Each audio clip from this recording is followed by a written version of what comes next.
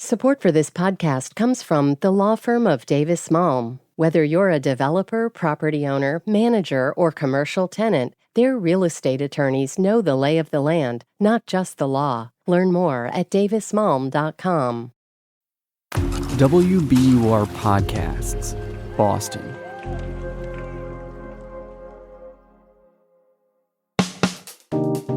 I'm Darryl C. Murphy, and you're listening to The Common.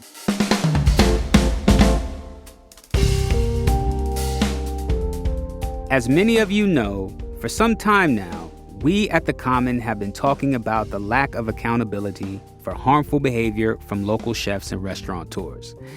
And last month, WBUR CitySpace continued that conversation with a panel discussion called A Reckoning in Restaurants, Combating Toxic Restaurant Culture.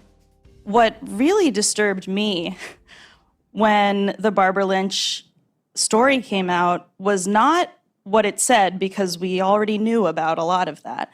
It was the response from readers who said, this is just how restaurants are. If you didn't like it, you could just leave. That was panelist Irene Li of May Dumplings. The panel also included James Beard Award-nominated writer Hannah Selinger. During the event, audience members submitted questions for the panelists, and there were so many that there just wasn't enough time to answer them all. So we at The Common figured we'd kind of continue the event here on the show. So we asked Irene and Hannah to join us to answer some of the questions they couldn't get to that night.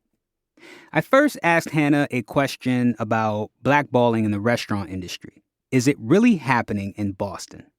Well, I have proof of it happening in restaurants, and I don't think that Boston is any different from any other restaurant scene. I was blacklisted myself in New York in 2007. If you know anything about labor laws, you know that it's absolutely illegal for an employer to divulge any information about why you were let go from a position. And my employers did not keep to their end of the bargain, making it impossible for me to get further employment. This happens all the time, routinely in restaurants. So there are good reasons for people who are employed in at-will states, like the state of Massachusetts, which is an at-will state, or the state of New York, where I worked before this, to sort of bow their heads and do things that are under the radar and to kind of keep working in conditions that are uncomfortable or that are abusive, because they don't want to upset people and they don't want to upset the status quo. How about you, Irene? This question about proof is really tough, right? Because a lot of things are true that will never be proven to the satisfaction of people who want proof. I don't know that we're going to find a written blacklist anywhere, but people know each other, people talk, and this is a small town, and so people consider relationships to be very important. On top of that, I think it's less about whether blacklisting is a real thing and more about the fear of it. It doesn't have to be real to be perceived as a real threat. And even if, maybe a chef might say to a worker, I'll make sure you never work in this town again. And even if they wouldn't do that, how is that worker supposed to receive that kind of threat? And so I think, again, it's less about what do we prove and how do we appreciate the power dynamic in the situation. Mm-hmm. All right, my next question that I have here. Irene, what role has the pandemic played in the fact that we are sitting here having this conversation? I think the pandemic's been huge. Number one, it's put a lot of power in the hands of workers who, for a short period of time, we did deem essential. Mm-hmm. And when their basic needs were not being met, they organized, whether that is forming a union, signing a petition, making collective demands. We saw it happen in companies big and small. A lot of workers left the industry and probably are not going to come back. And so that has put the skilled labor of our industry in very high demand, which then continues to place negotiating power in the hands of workers. I also think that, unfortunately, in a lot of situations, the pandemic showed workers that they were seen by their employers as expendable. Yeah. That appropriate measures to keep them safe were not taken. I think for a lot of workers, I don't know, like when things are good, it's easy for us to all get along, right? And then when the going gets tough, you start to learn where you really stand and how much you're really valued. Yep. And I think in some cases, people found out that they really were valued, and that made them happy to be in and stay in those workplaces. And in other situations, people realized that their employer seemed not to care if they lived or died. Another thing I'll say is part of why hiring is so tough in our industry is because a lot of frontline workers died during the pandemic. And so if we complain that nobody wants to work, we also have to look a little bit at ourselves and how we have shaped this labor force and incentivized them to leave, to find different jobs, or if we have harmed them to the point that they're not coming back to work. So, Hannah, given the historical lack of accountability regarding harmful behavior in the workplace, would you still encourage current workers to share their experiences? I'm never going to tell people not to share their experiences. Obviously, I was able to share my own experiences about having worked for David Chang from a position of privilege and relative safety. And I will say that as a caveat. When I decided to go forward with my story, there was nothing that he could take away from me. And I felt that by coming forward, I made a pathway for other people to I felt like I was coming forward for more than just myself. That being said, I feel that anybody who feels like they are safe to come forward should come forward if they're comfortable doing so. Do I feel like anything is going to change all at once? No, of course not. And sometimes I also feel frustrated that my own story, even given the publicity that it got and the support that it got, didn't do more. That's a point of frustration for me. But I still feel like every small story, every honest account helps chip away at the larger problems that we have in the industry.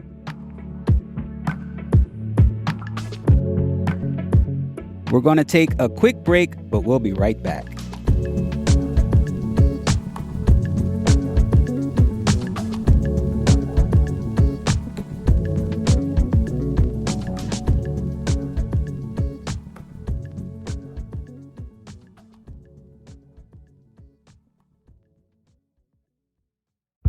Did you kill Marlene Johnson?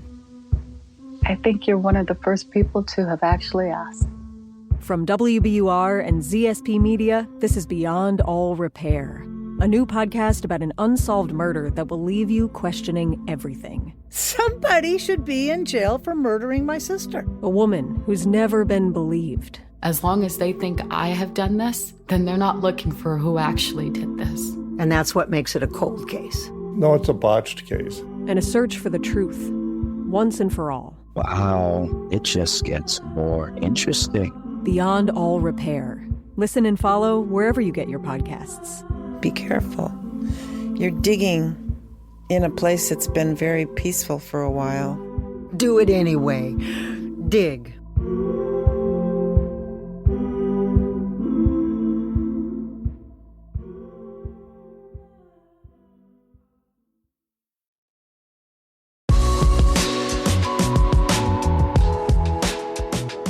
And we're back. So with these stories, the goal seems to be trying to get some accountability going. We have a question here that asks, what does accountability look like? And when does one get to come back? I guess, when does one get to redeem themselves, I should say? I had postulated in my essay that accountability, at least in the example of David Chang, looked like him giving up the business to somebody else. Obviously, that has not yet come to fruition. I still have a daydream that he gives the business away and steps aside. When do these people get to come back? These people don't ever get to come back. I mean, forget it. They're done. They move on. New generations of people who have not destroyed the psyches of young people in restaurants get to take over, and they get to start.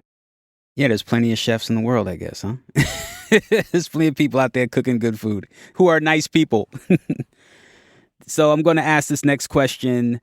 Do we need an anonymous spreadsheet of toxic chefs and their restaurants so Boston diners can vote for their values with their money? Or is there another way? I think there are lots of ways. And I think we have to throw everything at the wall and see what sticks, to be totally honest. I don't think there's one way to have accountability, to move things forward. And, just to provide a reflection from my last couple of months, a lot of people felt like I posted the video about Ming because I was so offended by the roofie comment. And it was offensive. And also, I've heard worse things than that. And I don't think he needs to go to jail or anything. Yeah. But I wanted to see, I wanted to conduct an experiment in storytelling for accountability. Mm-hmm. Because I think so many of us don't actually ever get to see true accountability. And so it requires these kind of methods of experimentation and these different ways of sharing information. I think that for me, I do want there to be a little bit more relationality in how we have these conversations. But again, I think we have to try whatever we can because we are in an era where, we're still new at this accountability. We're not good at it. And so I think it's about experimentation for me personally. Another audience question here. It goes, instead of dwelling on vague stories of the past, what are the clear and realistic steps we can take now to empower workers moving forward? I love this question because I do think ultimately it comes down to moving forward. We are probably never going to have accountability and healing for everyone our industry has harmed. And so we need to be looking forward as much as we're looking back. I think for me, it has to do with us as a culture learning to value restaurant workers and learning to value food. When we pay more for food, that allows restaurant operators and workers to take better care of themselves and each other, to have better training, to invest more resources, including things like what Hassel does with Not 9 to 5, and for us to professionalize restaurant workers and to give them the respect that they deserve. There's no reason that the people who make your food should have less rights and less empowerment than the person who does your taxes or mows your lawn. Restaurants have been this kind of weird parallel universe employment-wise for so long. And I think that can't be the case anymore. I agree with that. And I think, we've talked a little bit about the power structure in restaurants. And I think, restaurants need an overhaul. Workers in restaurants need to be working shorter hours. They need to have a wage increase.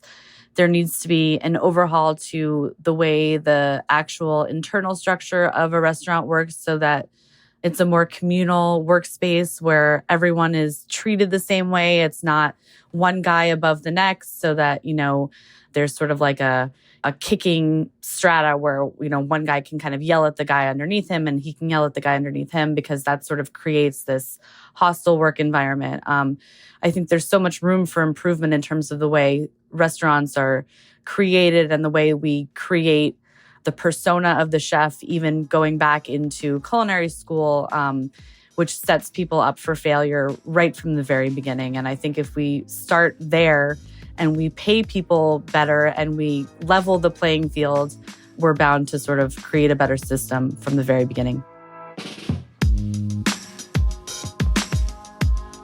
Thank you both so very much. Irene, as always, it's a pleasure. Hannah, thank you so much for coming through to The Common. Please come back. We really appreciate you both taking the time. Thank you. Thanks so much. Looking forward to continuing the conversation.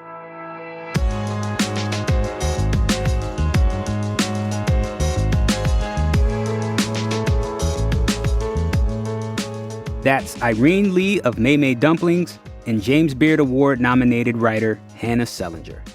To watch the full video of the CitySpace event where these questions came from, check out our WBUR CitySpace on YouTube.